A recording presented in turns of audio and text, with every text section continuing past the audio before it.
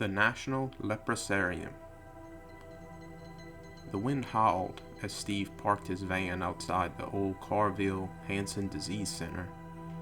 He was a copier technician, accustomed to the humdrum of corporate offices, not eerie old medical centers with stories buried within their walls. But a job's a job. With toolkit in hand, he entered the building, instantly enveloped in the cold, damp embrace. He was directed down a long, dim corridor, the lights flickering like a hesitant beat of a weary heart. The hall seemed endless. The walls were peeling with years of history and sorrow. As he continued, a sudden chill ran down his spine, as up ahead a figure loomed. Its silhouette was hazy in the dim light, but what was visible was enough to freeze Steve in his tracks. The person appeared disfigured, their skin a patchwork of lesions and scars. Steve's heart raced. Every horror movie he had ever seen flashed before his eyes. Before he could muster the courage to call out or run, the figure spoke, the voice raspy but gentle. "Are you lost, young man?" Steve stammered, I'm here to fix a copier." The figure chuckled, a sound tinged with sadness. "It's all the way down the door on the left." Steve's mind raced, trying to rationalize what he was seeing. Was this a ghost, a remnant of the past? A whisper of the stories he had heard about the old center crept into his mind, and he took a few steps back. The figure seemed to notice his fear and sighed. "I'm not a ghost, just a memory of what used to be." Steve, still scared but intrigued, asked, "Who are you?" "My name is Elijah. I was a patient here many years ago. I've seen the world change much in my time here." Steve's heart pounded. Elijah's eyes held a sadness. Gathering his courage, Steve approached him. I thought you were a ghost," he admitted. Elijah gave a faint smile, the lines on his face deepening. "In some ways I am a ghost of the past, a memory of this place's history. But fear not, young man, I mean you no harm." Not sure how to react, Steve nodded slowly and continued on his way, the weight of the encounter pressing heavily on his chest. This was one of the strangest calls he had ever taken, and was with him all day long. Later that night, still shaken and desperate to understand, Steve found himself diving deep into the history of Carville's Hansen Disease Center. He learned about the people who were treated there, the infected that had been cured, and most were released. However, some had chosen to remain and to live out their lives there.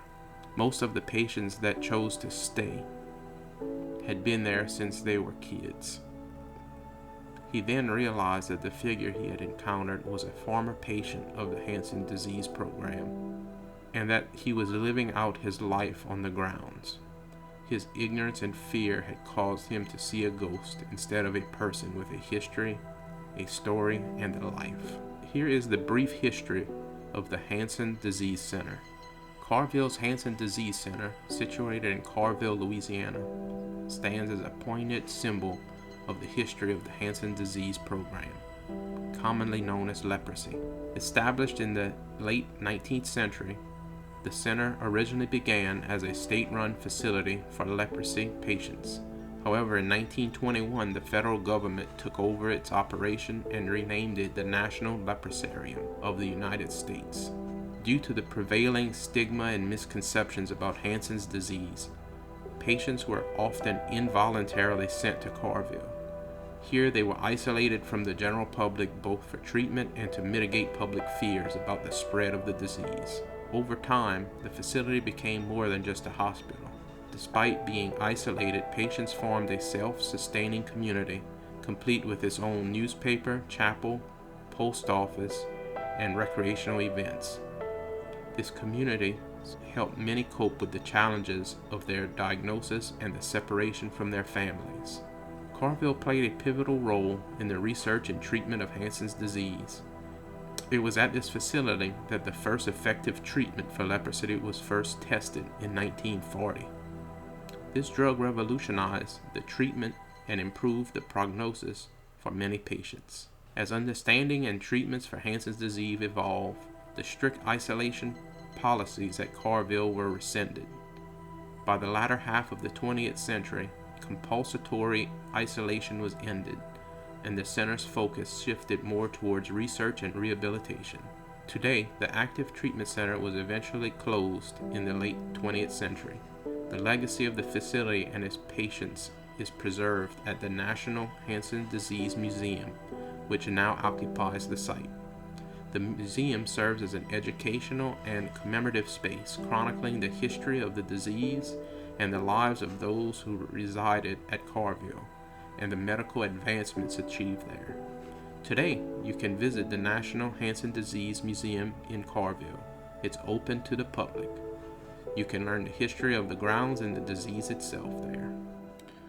This one was another personal story of mine. I was actually the copier technician.